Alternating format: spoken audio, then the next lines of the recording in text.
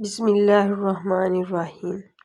ہر بات کہہ دینے کی نہیں ہوتی، کچھ باتیں سننے کی بھی ہوتی ہیں، کچھ سمجھنے کی، کچھ جذب کر لینے کی اور کچھ سہ جانے کی بھی ہوتی ہیں۔ لوگ اکثر کہتے ہیں زندہ رہے تو پھر ملیں گے، مگر ایک دوست نے کیا خوب کہا، ملتے رہیں گے تو زندہ رہیں گے۔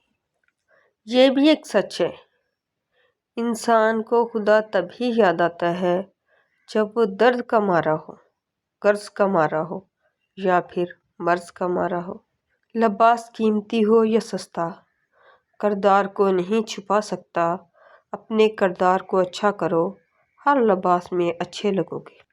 کچھ لوگوں کو چھوڑنا اس لیے ضروری ہو جاتا ہے کہ اگر آپ انہیں نہیں چھوڑیں گے تو وہ آپ کو کہیں کا نہیں چھوڑیں گے۔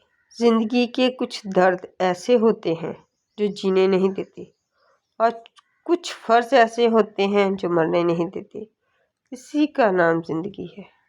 ہر انسان ایک چلتی پھرتی کتاب ہوتا ہے، بس ہم پڑھنے کی زحمت نہیں کرتے، کیونکہ ہم سمجھتے ہیں کہ علم صرف کتابوں سے حاصل کیا جاتا ہے۔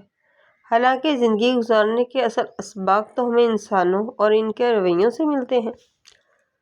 انصاف کرو ورنہ یاد رکھنا، حضرت صالحہ علیہ السلام کی اونٹنی کے قاتل صرف 4 لوگ تھے، مگر غرق پوری قوم ہو گئی، کیونکہ باقیوں کا جرم خاموش رہنا تھا۔ درخت جتنا اونچا ہوگا اس کا سایہ اتنا ہی چھوٹا ہوگا، اس لیے اونچا بننے کی بجائے بڑا بننے کی کوشش کرو۔ کس نے کہا خدا نظر نہیں آتا؟ بس وہی تو نظر آتا ہے جب کوئی نظر نہیں آتا۔ سورہ یاسین۔ نماز فجر پڑھنے کے بعد سے ہر حاجت پوری ہوتی ہے، اور بارش میں اتنی بوندیں نہیں برستی جتنی سورہ یاسین پڑھنے والوں پر رحمتیں برستی ہیں۔ دعائیں نصیب سے نہیں بلکہ نصیب دعاؤں سے ملتا ہے، اور کائنات کے سارے معجزے دعاؤں سے ہی ہوتے ہیں۔ ایمان کی کمزوری کی نشانیاں: اذان سن کر بھی جواب نہ دو، فجر کی نماز چھوٹ جائے اور پرواہ نہ ہو، قرآن کو چھوڑ دیا جائے اور دل میں خوف نہ ہو، نیکیاں رک جائیں اور غم نہ ہو، نیک ساتھی چھن جائے اور کمی محسوس نہ ہو، گناہ کیے جائیں اور دل پر بوجھ نہ ہو، زندگی میں ذکر کا معمول نہ ہو اور دل اداس نہ ہو۔